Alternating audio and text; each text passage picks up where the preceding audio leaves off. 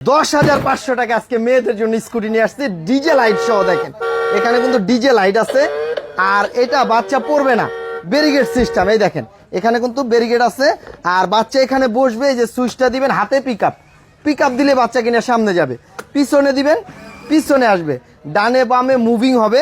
1 বছর থেকে 10 বছরের বাচ্চা এটা চালাতে পারবে, আবার গান শুনতে পারবে। এই যে গান বাজবে, লাইটিং আছে, ঠিক আছে।